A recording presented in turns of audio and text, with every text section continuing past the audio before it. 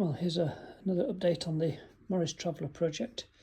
Been a bit quiet over the last few weeks. It's been quite cold here in the UK, but now it's warmed up a little bit. I'm motivated to get back in the garage and do a bit more. So I've got the inner wing has now been fabricated and welded in, so that's added a load of strength to the car.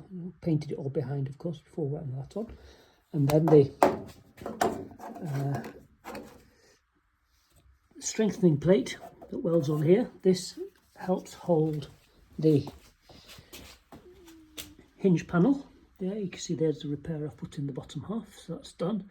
It all lines up, and with the bracing panel here, that holds it all firm, and the door does align. So I fitted it and welded it in place with the door on, so I know the shut lines are good. All the new sills are in. They're welded in together with the finishing plates and what have you. So there's this part here, and this part here, and this part here, and then inside, move in. I've replaced the whole floor section at the rear, and can't see it really because of all my tools, but I've also replaced the floor section there as well. So this passenger side is almost done now. It's all done and dusted. The welding in just needs a bit of finishing off, tidying up, but it's a good strong weld. So I've now started moving back.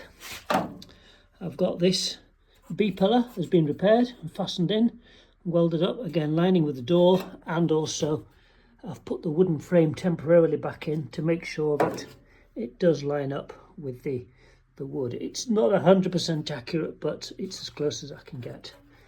It looks pretty good from different angles.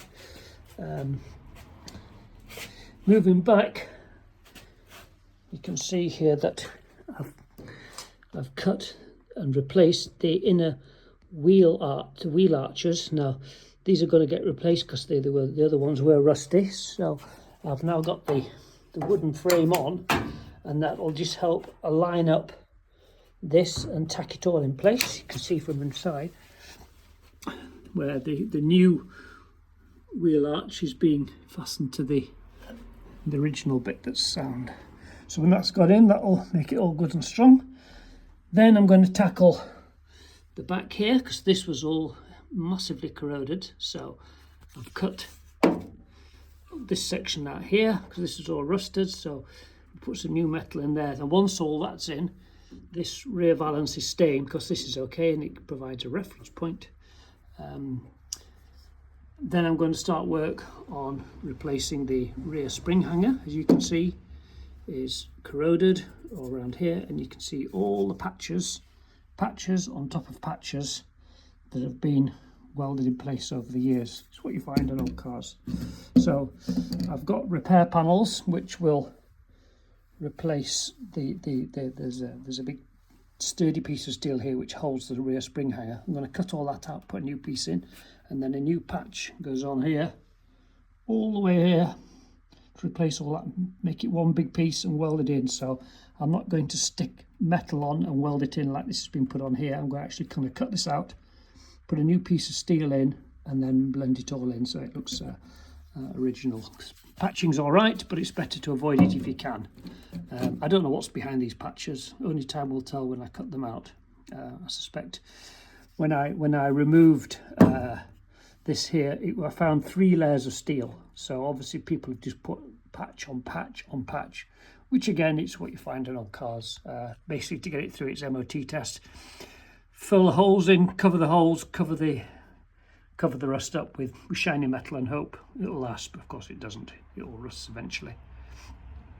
Okay, so progress is good.